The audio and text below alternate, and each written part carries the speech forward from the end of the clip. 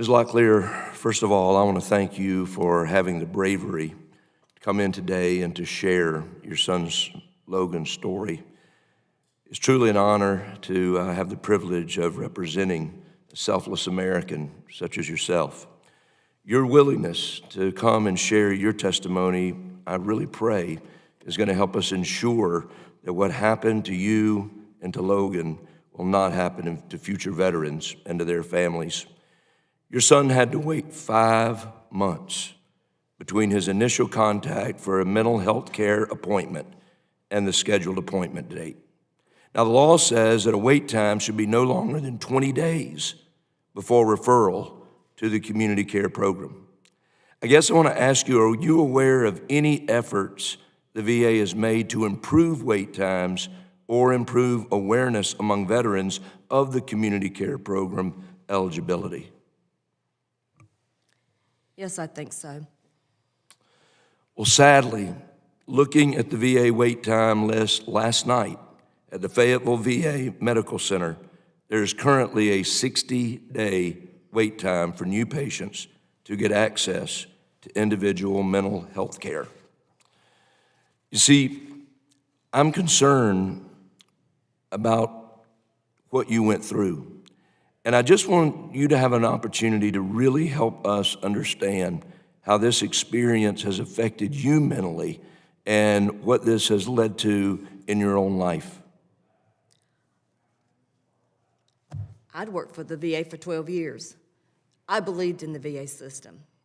I loved the veterans.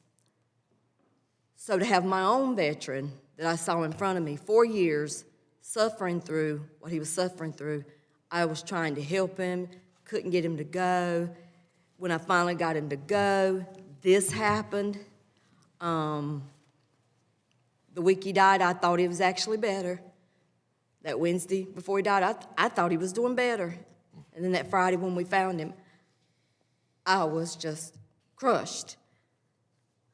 So when I went back to my facility, of course, my department knew what had happened. They had rallied around me. They had taken care of me. They had provided for me.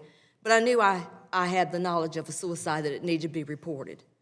So when I went in to report it, they appeared to be very receptive, wanted to know what had happened. They wanted to know how, like I'd known for 12 years, well, how do we fix this?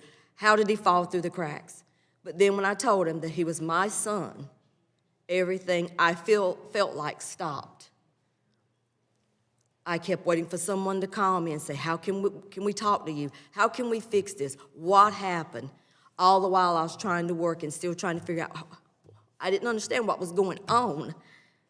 I knew my child was gone. I didn't know I didn't know they had given him a 5-month appointment. I didn't know that. I didn't know that till March of the next year. I kept asking, I just kept waiting. Finally, I just called the director of the facility myself, and I asked her about it, and she said I wasn't aware of that. But from the very beginning, I just felt like it became a cover-up. Nobody would speak to me. I kept asking, when I made her aware of it, she said she'd get back to me. She never did. As the months continued, my work performance continued to fail.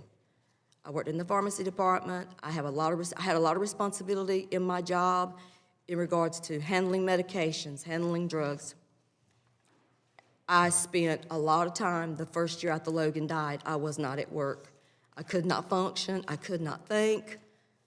By half the year, I had exhausted every opportunity, everything that I could use to help me to continue to work my job and stay where I was at, till I finally decided I realized I couldn't work there.